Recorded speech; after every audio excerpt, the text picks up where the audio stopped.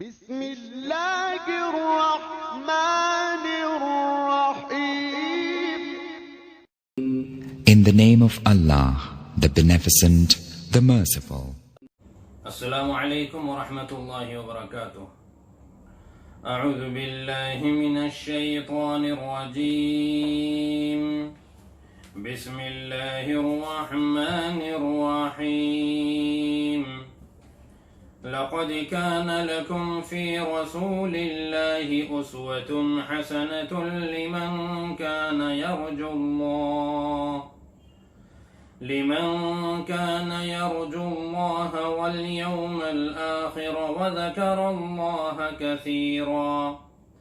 ولما رأى المؤمنون الأحزاب قالوا هذا ما وعدنا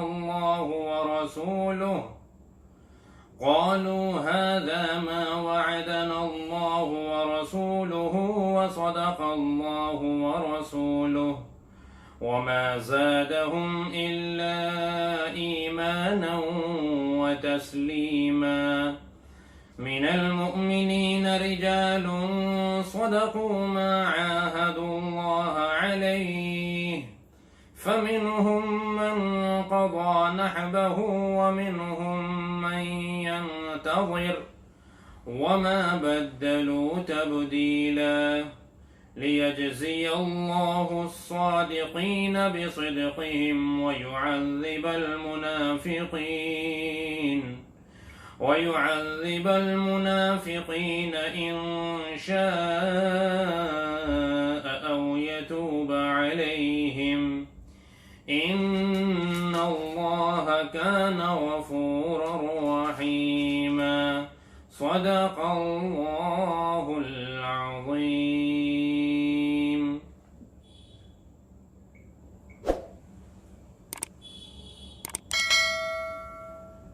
سورہ احزاب کی آیت نمبر 21، 22، 23 اور 24 تلاوت کی گئی ہے. ان آیتوں میں اللہ تبارک و تعالی نے کچھ نصیحت فرمائی ہیں لوگوں کو، کچھ ہدایتیں فرمائی ہیں، اور مومنین اور منافقین یعنی ایمان والے اور وہ لوگ جو اپنے آپ کو مسلمان کہتے تھے لیکن مسلمان نہیں تھے، منافق، ان کا فرق اللہ تبارک و تعالی نے بیان فرمایا. اور پھر آیت نمبر 24 میں اللہ رب العزت نے اس جنگ کی وجہ بھی بتائی، یعنی غزوہ خندق یا اس جیسی اور جو اس طرح کے غزوات ہوئے ہیں، اس طرح کی جنگیں ہوئی ہیں، وہ کیوں ہوئی، کیا وجہ ہے. اللہ رب العزت نے اس وجہ کو بیان فرمایا. بہرحال اللہ تبارک و تعالی فرماتے ہیں کہ لَقَدْ كَانَ لَكُمْ فِي رَسُولِ اللَّهِ أُسْوَةٌ حَسَنَةٌ، تمہارے لیے اللہ کے رسول صلی اللہ علیہ وسلم کی زندگی میں بہترین نمونہ ہے.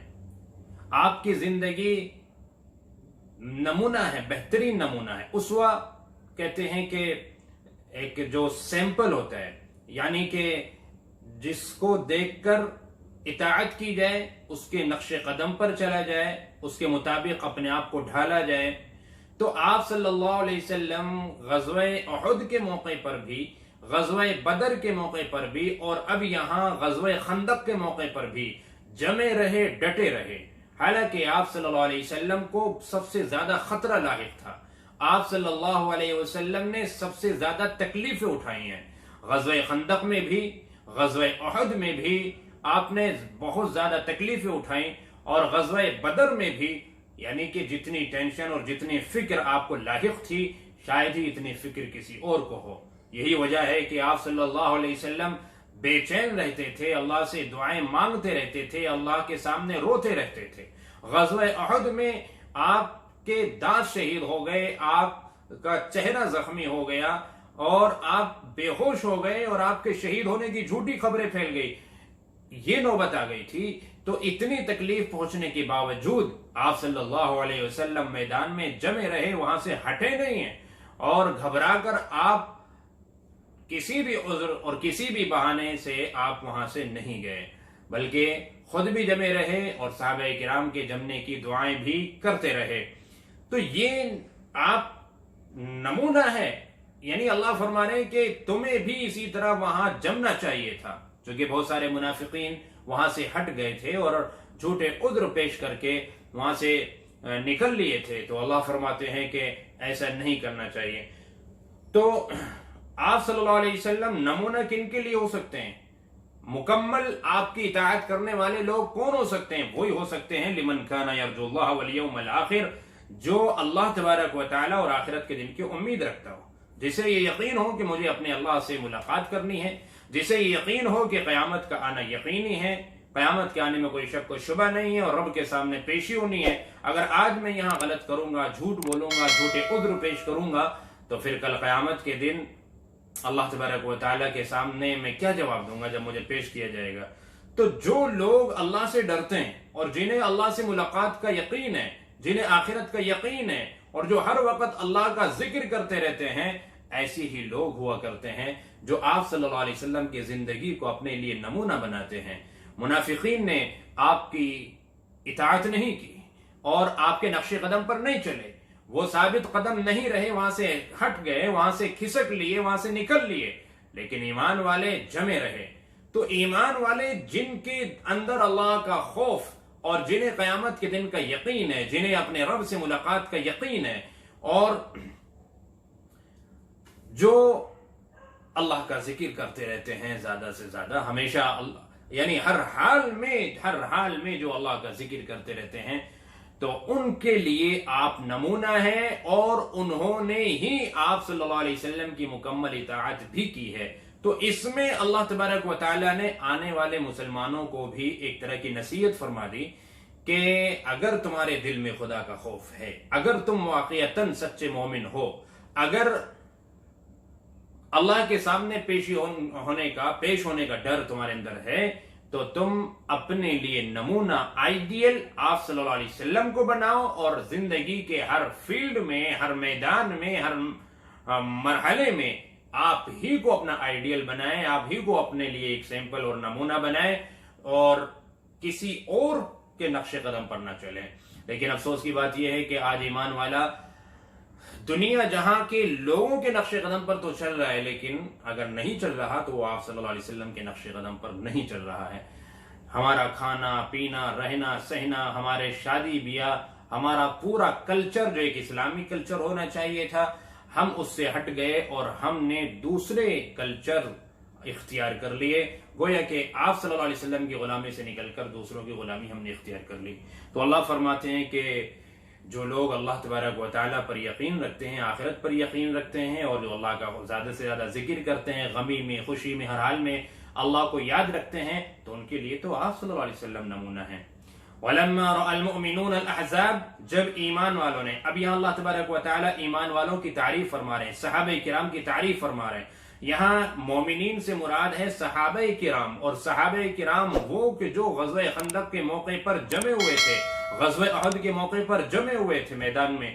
تو اللہ فرماتے ہیں کہ جب ایمان والوں نے احزاب کو دیکھا، غزوہ خندق میں جب مختلف جو جماعتیں مل کر مدینے پر چڑھائی کرنے کے لیے آئی تھی، تو جب خاص طور سے چونکہ یہ آیت غزوہ خندق کے موقع کی ہے، تو اللہ تبارک و تعالیٰ نے غزوہ خندق اور غزوہ احزاب کے موقع کا یہاں پر ذکر فرمایا کہ ایمان والوں نے جب فوج دیکھی، جب غیروں کا لشکر دیکھا، جو مکے والے دوسرے لوگوں کو اپنے ساتھ شامل کر کے مدینے پر چڑھائی کرنے آئے تھے، جب ان کو دیکھا ایمان والوں نے، تو کیا کہا انہوں نے؟ وہ گھبرائے نہیں، ڈرے نہیں، کسی طرح کی دہشت میں نہیں آئے، بلکہ انہوں نے کہا ما هذا ما وعدنا اللہ ورسولہ، یہ ہے وہ وعدہ جو اللہ اور اس کے رسول صلی اللہ علیہ وسلم نے ہم سے کیا ہے۔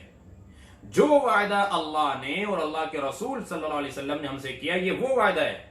کون سا وعدہ کیا تھا اللہ پاک نے؟ کون سا وعدہ کیا اللہ کے نبی صلی اللہ علیہ وسلم نے ایمان والوں سے؟ یہ وہ وعدہ کیا کہ ام حسبتم ان تدخلوا الجنہ ولما يأتكم مثل الذين خلوا من قبلكم مستهم البأساء والضراء وزلزلوا حتى يقول الرسول والذين آمنوا معه متى نصر الله ألا إن نصر الله قريب۔ یہ آیت ہے سورہ بقرہ کی، اس میں یہ کہا گیا ہے کیا تم یہ خیال کرتے ہو کہ تم جنت میں یوں ہی چلے جاؤ گے؟ حالانکہ ابھی تو تم پر وہ حالات بھی نہیں آئے جو تم سے پہلے لوگوں پر حالات آئے تھے.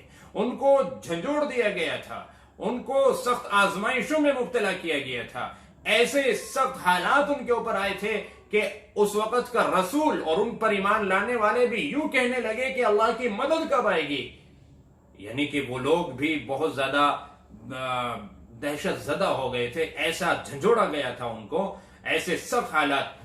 تو صحابہ کرام نے جب یہ لشکر دیکھا جو مدینے پر حملہ کرنے آ رہا تھا غزوہ خندق کے موقع پر، غزوہ احزاب کے موقع پر، تو انہوں نے یہ کہا کہ دیکھو اس آیت میں جو کہا گیا تھا اب یہ وہی حالات ہیں ہمارے اوپر جو آ رہے ہیں، اب ہمارا امتحان لیا جا رہا ہے، اب ہماری آزمائشیں ہو رہی ہیں اور ایسا سخت ہمیں جھنجھوڑا جائے گا کہ ہم میں سے جو کمزور ایمان والے ہوں گے یا ایمان والے نہیں ہوں گے، منافقین ہمارے درمیان گھسے ہوئے ہوں گے، ان کو چھاڑ دیا جائے گا اور پھر اللہ کی مدد آئے گی، اور ضرور اللہ کی مدد آئے گی. اللہ کی مدد دور نہیں ہے اور انشاءاللہ اخیر میں غلبہ ہمارا ہی ہوگا. اس لشکر کو دیکھ کر صحابہ کرام کے ایمان کی کیا کیفیت تھی؟ اللہ فرماتے ہیں کہ وما زادهم الا ایمانا وتسلیما. ان کا ایمان اور ان کی اطاعت، تسلیم یعنی اطاعت، اس میں اور اضافہ ہی ہوا ہے، اس میں کمی نہیں آئی. ایسا نہیں ہے کہ ڈر اور دہشت کی وجہ سے ایمان کمزور پڑ گیا اور وہاں سے نکلنے کی فکر میں لگ گئے، نہیں، بلکہ انہیں تو وہ آیت یاد آ گئی اس لشکر کو دیکھ کر کہ جس میں پچھلی امتوں کا ذکر کیا گیا اور ایمان والوں کی آزمائش کا ذکر کیا گیا. وہ سمجھ گئے کہ اب وہی آزمائش ہماری آ گئی، اور پھر اس پر بھی یقین تھا کہ جیسے ان لوگوں کی اللہ پاک نے اخیر میں مدد کی اور ان کو فتح ملی، ایسے ہی اللہ تبارک و تعالی ہماری بھی مدد کریں گے اور انشاءاللہ ہمیں بھی فتح ملے گی. یہ ان کا صحابہ کرام کا ایمان تھا. تو اس طرح کے حالات اب آپ دیکھیے، اندازہ لگائیے، جو مومن ہوا کرتے ہیں، جو اللہ کے نیک بندے ہوتے ہیں، سخت ترین حالات میں ان کے ایمان میں کوئی کمزوری نہیں پیدا ہوتی، وہ ڈگمگاتے نہیں اپنی جگہ سے، بلکہ ان کا ایمان اور مضبوط ہوتا ہے. سخت ترین حالات کے اندر ان کا ایمان اور زیادہ مضبوط ہوتا ہے. اب ان ایمان والوں کے اندر اللہ فرماتے ہیں کہ من المؤمنین رجال صدقوا ما عاهدوا اللہ علیہ. ایمان والوں میں کتنے سارے لوگ ایسے ہیں کہ جنہوں نے اپنا وہ وعدہ، اپنا عہد و پیمان سچ کر دکھایا جو انہوں نے اللہ سے کیا تھا. اللہ سے کون سا عہد و پیمان کیا تھا انہوں نے؟ بہت سے صحابہ کرام جو جنگ بدر میں شریک نہیں ہو سکے تھے، تو انہوں نے کہا تھا کہ اللہ پاک نے اگر آئندہ مجھے موقع دیا تو میں بھی ایسے حوصلے سے لڑوں گا، انشاءاللہ میں دین کی خدمت کے لیے اپنا سب کچھ قربان کر دوں گا اور پیچھے نہیں ہٹوں گا.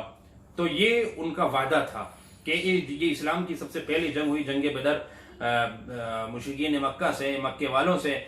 تو اس میں بڑا ملال تھا ان لوگوں کو جو اس میں شریک نہیں ہو سکے تھے. جیسے اب خاص طور سے حضرت انس ابن مالک کے بھائی انس ابن نضر، مشہور واقعہ ہے ان کا، وہ بھی جنگ بدر میں شریک نہیں ہو سکے تھے کسی وجہ سے.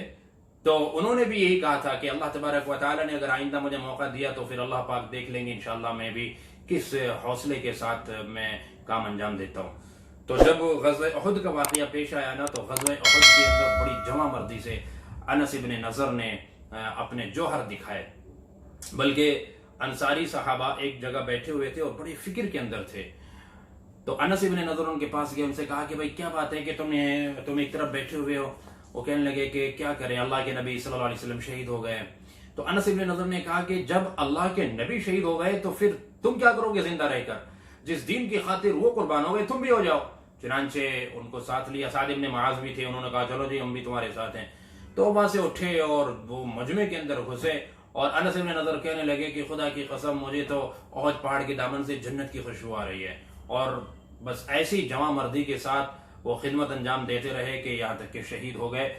صحابہ فرماتے ہیں کہ 80 سے زیادہ زخم ان کے جسم کے اوپر تیر اور تلوار کے تھے اور ان کو مسلح کر دیا گیا تھا. ان کی آنکھ، ناک، کان اور شرمگاہ یہ سب چیزیں کاٹ دی. پہچان میں نہیں آ رہے. ان کی بہن نے ان کے ہاتھوں کے پوروں کے نشان سے پہچانا تھا. ایسے اور بھی صحابہ ہیں. تو اللہ رب العزت فرماتے ہیں کہ کتنے ایسے ہیں ایمان والے کہ جنہوں نے اپنا وعدہ سچ کر دکھایا. اب یہاں پر دیکھیے، ایک طرف وہ منافقین جنہوں نے یہ وعدہ کیا تھا کہ آئندہ ہم غداری نہیں کریں گے، میدان چھوڑ کر نہیں بھاگیں گے، غزوہ احد کے موقع پر جو غلطی ہو گئی وہ ہو گئی، اب آئندہ نہیں ہوگی، تو اب جب موقع آیا تھا غزوہ خندق کا، غزوہ احزاب کا، تو یہاں پر پھر انہوں نے وہی کیا جو غزوہ احد میں کیا تھا، بہانے بنا کر اور عذر بنا کر، جھوٹے عذر پیش کر کے وہاں سے نکل لیے، اور کچھ تو صاف طور پر اپنا نفاق ظاہر کر کے کہ میاں ہم تمہارے ساتھ نہیں ہیں، نکل لیے وہاں سے، کھسک لیے۔ تو ایک طرف تو وہ لوگ ہیں اور ایک طرف یہ ایمان والے جنہوں نے اللہ سے وعدہ کیا تھا کہ ہم میدان چھوڑ کر نہیں جائیں گے، تو وہ نہیں گئے، انہوں نے اپنا وعدہ پورا کر کے دکھایا، وہ اپنے وعدے پر قائم نہیں رہے، اور ایمان والوں نے اپنا وعدہ پورا کر کے دکھایا۔ اب یہ پورا بھی دو طرح سے کیا، اللہ فرماتے ہیں فَمِنْهُمْ مَنْ قَضَى نَحْبَهُ وَمِنْهُمْ مَنْ يَنْتَظِرُ، ان میں سے کچھ تو ایسے ہیں کہ جنہوں نے اپنی ذمہ داری پوری ادا کر دی، یعنی کہ وہ شہید ہو گئے، وَمِنْهُمْ مَنْ يَنْتَظِرُ، اور ان میں سے کچھ ایسے ہیں کہ جو انتظار میں ہیں کہ ہمیں کب شہادت ملے، وہ دنیا نہیں چاہتے، اور ایسا نہیں ہے کہ وہ دین سے بھاگ کر صرف دنیا ہی کے ہونا چاہتے ہیں، دنیا کا ہو کر رہنا چاہتے ہیں، نہیں، اللہ فرماتے ہیں کہ انتظار میں ہیں کہ کب ہمیں شہادت ملے، ایسے ان میں سے کچھ ایسے ہیں، اور وما بدلوا تبدیلا، ان میں ذرہ برابر کوئی تبدیلی ابھی تک نہیں آئی، اور یعنی کہ اب ان کے جو قول و قرار جو انہوں نے اپنے اللہ سے کیے تھے، عہد و پیمان، اس میں کوئی ذرہ برابر کوئی تبدیلی نہیں آئی، اور اپنے عہد و پیمان پر جمے ہوئے ہیں یہ لوگ۔ تو اب یہ دیکھیے یہاں سب سے پہلے کیا ہے کہ دو طرح کے لوگ ہو گئے، ایک منافقین، ایک مومنین۔ ایک تو وہ ہو گئے کہ جو اپنے وعدے پر قائم نہیں رہے، ایک وہ تھے کہ ایمان والے جو میدان میں جمے رہے۔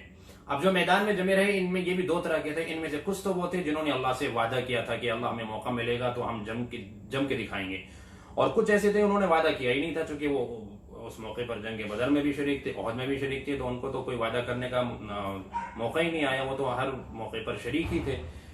اب جنہوں نے وعدہ کیا ان میں بھی دو طرح کے لوگ ہوئے، ایک تو وہ جو شہید ہو گئے، اللہ فرما رہے انہوں نے اپنا ذمہ پورا ادا کر دیا، اور کچھ وہ لوگ تھے کہ جن کو فتح ملی ہے لیکن وہ اس انتظار میں ہیں کہ اللہ پاک ہمیں بھی شہادت دے اور ہم بھی اللہ کے لیے شہید ہو جائیں۔ کیسی چاہت رکھنے والے صحابہ کرام تھے۔ تو اللہ فرماتے ہیں کہ یہ جو حالات آتے ہیں اس میں شہادتیں بھی ملتی ہیں صحابہ کرام کو۔ اب یہ جھنجھوڑ دینے والے حالات، ایسی سخت آزمائش جو کلیجے منہ کو آ جاتے ہیں اور دل دہل جاتے ہیں، آنکھیں پتھرانے لگتی ہیں، ہوش اڑ جاتے ہیں، قدم اپنی جگہ نہیں ٹک پاتے، جم نہیں پاتے، متزلزل ہو جاتے ہیں، ڈگمگا جاتے ہیں، تو ایسے حالات کیوں؟ اللہ فرماتے ہیں لیجزی اللہ الصادقین بصدقہم، تاکہ سچوں کو ان کے سچ کا اللہ پاک انعام دے۔ جو سچے ہیں، جو اللہ کے ہیں، جنہوں نے اپنے آپ کو اللہ کے حوالے کر رکھا ہے، سپرد کر رکھا ہے، جو دین کی خاطر سب کچھ قربان کر دینے والے لوگ، ان کو اللہ چھاڑ دے، ان کو اللہ پاک انعام کا مستحق قرار دے، اور آخرت میں ان کا اسی طرح کا اعزاز و اکرام ہو، دنیا میں بھی اللہ تبارک و تعالیٰ ان کو عزت دے اور آخرت میں بھی۔ تو اس لیے اللہ ایسا کرتے ہیں، اور مومنوں کو ایک طرف کر دیا، اور ان حالات کے ذریعے منافقوں کو اللہ ایک طرف کر دیتے ہیں، جن کے دل میں نفاق ہوتا ہے نا، جو اپنے آپ کو مسلمان تو کہتے ہیں لیکن اندر سے ہوتے نہیں ہیں مسلمان، تو اللہ اس طرح سے چھٹائی کر دیتے ہیں ان کی۔ اب یہ جو منافقین ہیں جو اپنے نہ وعدوں پر قائم رہتے ہیں، نہ وہ اپنے کسی قول و قرار کا پاس لحاظ رکھتے ہیں، اور جب ایسے سخت حالات آتے ہیں تو وہ ایمان سے ہٹ جاتے ہیں اور وہ اپنے آپ کو بدل لیتے ہیں، اور وہ قائم نہیں رہتے، ثابت قدم نہیں رہتے ایمان پر، بلکہ ایمان ہوتا ہی نہیں ہے ان کے اندر۔ تو اللہ فرماتے ہیں کہ ہم یہ حالات اس لیے لاتے ہیں کہ سچوں کو ان کے سچ کا انعام دیں، اور منافقوں کو اللہ پاک چاہے تو عذاب دے، چاہے تو اللہ پاک انہیں توبہ کی توفیق دے دے۔ سبحان اللہ۔ یہاں اللہ نے یہ نہیں کہا کہ منافقوں کو سزا ہی دے، نہیں، یہ اللہ پاک نے یہاں دو آپشن رکھے ہیں۔ یہ بھی ہو سکتا ہے کہ اللہ ان پر مہربانی کرے اور ان کو اللہ ایمان کی توفیق دے دے، یہ توبہ کر لیں اور پکے سچے مومن بن جائیں، جیسا کہ ہوئے ان منافقین میں بہت سے ایسے ہوئے، بعد میں انہوں نے توبہ کی اور وہ پکے سچے مومن بنے۔ تو یہ دونوں آپشن ہیں، یہ بھی ہو سکتا ہے کہ اللہ ان کو عذاب دے، ان کو ایمان کی توفیق نہ دے، اور یہ بھی ہو سکتا ہے کہ ان کو ایمان کی توفیق مل جائے۔ تو ان میں سے جن کے اندر اللہ دیکھتے ہیں کہ صلاحیت ہے ایمان قبول کرنے کی، اللہ ان کو ایمان کی توفیق بھی دیتے ہیں ایسے لوگوں کو، اور وہ پکے سچے مومن بن جاتے ہیں بعد میں۔ اور جن کے اندر اللہ دیکھتے ہیں کہ ان کے اندر صلاحیتیں رہی ہی نہیں ہیں اور یہ ایمان اب قبول کریں گے ہی نہیں ہے، تو پھر اللہ پاک ان کو ان کے نفاق کے ساتھ ہی دنیا سے اٹھا لیتے ہیں۔ تو بہرحال اللہ پاک بڑے غفور و رحیم ہیں، معاف کرنے والے ہیں، رحم کرنے والے ہیں۔ یہ اس کی شان کریمی ہے کہ وہ ایسے منافقین جنہوں نے ہر موقع پر دھوکہ دیا ہو، ایسوں کو بھی اللہ تبارک و تعالی ایمان کی توفیق سے نواز دیتے ہیں۔ تو اس کے یہاں کوئی کمی نہیں ہے، وہ بڑا رحیم ہے، بڑا کریم ہے۔ اگر بندہ اس کے سامنے جھکے اور اپنے اللہ سے مانگے اور روئے اور گڑ گڑائے تو بے شک اللہ پچھلے سارے گناہ معاف کرنے پر قادر ہے اور معاف کرنے کے لیے تیار ہے۔ بس ضرورت اس بات کی کہ ہم آگے بڑھیں اور اپنے اللہ سے توبہ کریں، اللہ سے معافی مانگ لیں۔ اللہ ہمیں عمل کی توفیق عطا فرمائے۔ السلام علیکم۔